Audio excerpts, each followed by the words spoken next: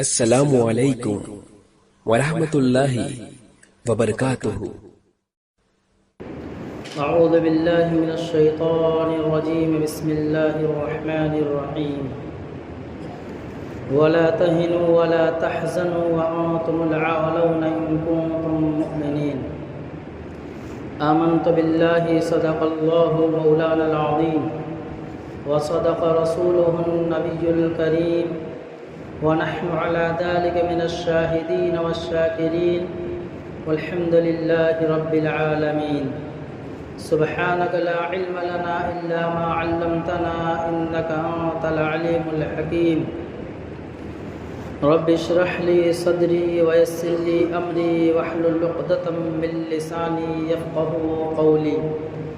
اللهم صل على سيدنا مولانا محمد وعلى آل سيدنا مولانا محمد وبارك وسلم۔ بزرگان محترم، عزیز ساتھیوں، اس وقت عالم میں جو حالات درپیش ہیں اس سے ہر شخص باخبر ہے۔ دنیا ایک آزمائش کا گھر ہے، یہاں ہر ایک کو آزمایا جاتا ہے، چاہے وہ مسلمان ہو، چاہے غیر مسلم ہو، چاہے وہ بادشاہ ہو، چاہے رعایا ہو، چاہے مالدار ہو، چاہے فقیر ہو، ہر شخص کو جو جس حالت میں ہے گویا کہ اسی حالت میں اس کو آزمایا جا رہا ہے، اور جو آزمائش میں کھرا اترتا ہے، آزمائش میں اس کی نظر اس اپنے پیدا کرنے والے کے اوپر ہوا کرتی ہے، اللہ تبارک و تعالیٰ کی طرف سے اس کے ساتھ نصرت و مدد ہوا کرتی ہے۔ دنیا اور آخرت کی کامیابی کا دار و مدار اللہ رب العزت نے ایمان اور اسلام پہ رکھا ہے۔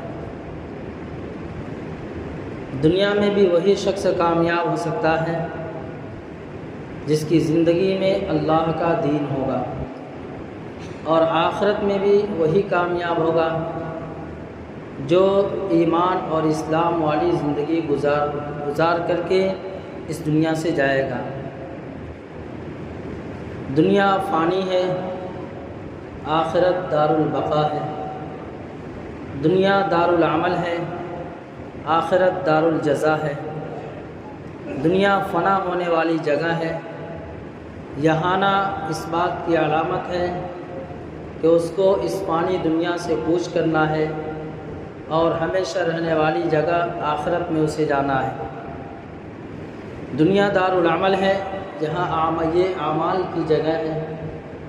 فمن يعمل مثقال ذرة خيرا يره ومن يعمل مثقال ذرة شرا يره۔ یہاں جو شخص ذرہ برابر نیکی کرے گا وہ بھی درج کیا جا رہا ہے، ذرہ برابر برائی کرے گا وہ بھی درج کیا جا رہا ہے۔ کراما کاتبین یعلمون ما تفعلون۔ اللہ رب العزت نے ہر انسان کے کندھوں پہ 2 فرشتہ مقرر کر دیا ہے، 2 نگہبان مقرر کر دیا ہے کہ اس کے ہر حرکات و سکنات کو ریکارڈ کر رہا ہے، لکھ رہا ہے۔ یعلمون ما تفعلون، جو کچھ تم کرتے ہو وہ سب ریکارڈ ہو رہا ہے۔ ان الابرار لفی نعیم، اگر اچھے کام کرتے ہو، اللہ کی رضا والے اعمال کرتے ہو، نیکیاں کرتے ہو، اعمال صالحہ کر رہے ہو تو وہ بھی ریکارڈ ہو رہا ہے۔ وَإِنَّ الْفُجَّارَ لَفِي سِجِّينٍ، اور اگر ذرہ برابر برائی کر رہے ہو، اللہ کی نافرمانی والے ناراضگی والے عمل کر رہے ہو، وہ بھی ریکارڈ ہو رہا ہے۔ تو دنیا کی یہ فانی زندگی، چند دن کی زندگی، اللہ رب العزت نے ہمیں آخرت کی کامیابی اور ناکامی کے لیے یہ دنیا کی زندگی عطا فرمائی ہے، اور فرمایا کہ وَلَا تَهِنُوا وَلَا تَحْزَنُوا وَأَنْتُمُ الْأَعْلَوْنَ إِن كُنتُم مُؤْمِنِينَ، تم غمگین مت ہو، تم سوچ اور فکر مت پڑو، اگر تم مومن رہو گے، اگر تم اسلام والی زندگی گزارو گے تو کامیاب تم ہی رہو گے، کامیابی تمہارے قدم چومے گی۔ اللہ رب العزت نے قرآن کریم میں فرمایا یا ایھا الذین آمنوا ادخلوا فی السلم کافہ، ایمان والو اسلام میں پورے داخل ہو جاؤ، ایمان والو اسلام میں پورے داخل ہو جاؤ۔ ولا تتبعوا خطوات الشیطان، دیکھو شیطان کی پیروی مت کرنا، شیطان کی پیروی مت کرنا، اس کے دھوکے میں پڑ کے زندگی مت گزارنا، اس کے فریب میں مت آنا۔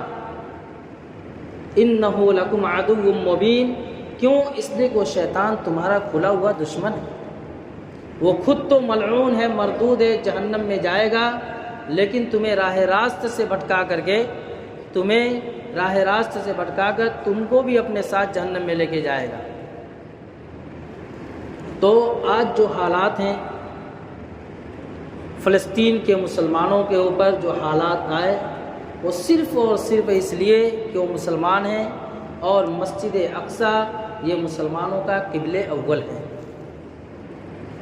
یہ انبیاء علیہ السلام کی سرزمین ہے، اور آج اس پہ ناپاک قوم کا قبضہ یہ مسلمان جس کے دل کے اندر ایمان کی چنگاری ہوگی اس کو کبھی برداشت نہیں کرے گا۔ آج جو قربانیاں دے رہے ہیں اپنے ننھے منھے بچوں کی، اپنے بہن بیٹیوں کی، اپنے بھوک اور پیاس کی، اپنے رہنے کی جگہ کی، اپنے دکان اور تجارت کی، بزنس کی، جو ہر طرح کی قربانیاں دے رہے ہیں، صرف اور صرف اس لیے کہ ہم اللہ کے گھر بیت المقدس کو اپنے ہاتھ سے جانے نہیں دیں گے۔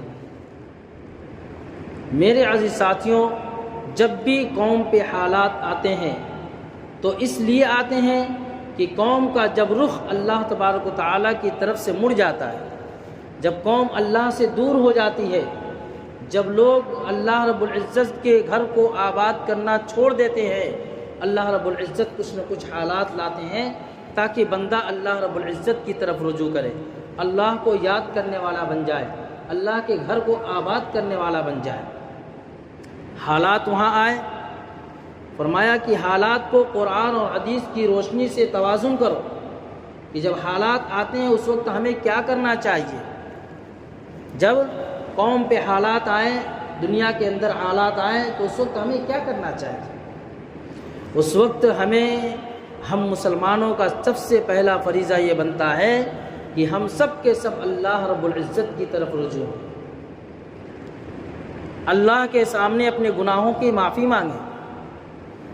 لیکن شیطان نے ہمیں دھوکے میں ڈالا کہ ہم نے گناہ کون سا کیا ہے، ہم نے کون سا گناہ کیا، ہم نے کس کی گردن کو مارا، ہم نے کس کو گالم گلوچ کیا، ہم نے کس کو برا بھلا کہا۔ میرے عزیز ساتھیوں، انسان کی زندگی کا سب سے بڑا گناہ، مسلمان کی زندگی کا سب سے بڑا گناہ نمازوں کو چھوڑنا ہے، سجدوں کو چھوڑنا ہے۔ یہ کم بڑا گناہ نہیں ہے۔ اللہ کی ناراضگی کا سب سے بڑا سبب جو ہے وہ نمازوں کو چھوڑنا ہے، سب سے بڑا سبب۔ آج مسجدیں ویران، حالات سب کے سامنے ہیں، سارے لوگوں کی زبانوں پہ اس کا تذکرہ ہے، اس کا مذاکرہ ہے، لیکن مسجد میں نمازی اتنی جتنے حالات کے پہلے، جتنے حالات کے پہلے۔ اور اوپر سے ہم یہ سوچتے ہیں اللہ کی مدد کیوں نہیں آ رہی، اللہ کی مدد کیوں نہیں آ رہی ہے، یا اللہ کی مدد ان کے ساتھ کیوں نہیں آ رہی ہے۔ یقیناً ان کے ساتھ اللہ کی مدد ہے۔ اگر اللہ کی مدد نہ ہوتی تو چند نہتے لوگ، مٹھی بھر لوگ کبھی کے ختم ہو گئے ہوتے۔ اللہ رب العزت اس روئے زمین پہ نہ روئے زمین پہ ظالم ہے، نہ کل آخرت میں ظالم ہے۔ ان اللہ لا یظلم مثقال ذرہ، اللہ رب العزت کسی کے اوپر ذرہ برابر ظلم نہیں کرتا ہے۔ نہ دنیا میں اللہ ظالم ہے نعوذ باللہ، نہ آخرت میں کسی کے ساتھ ظلم کرے گا۔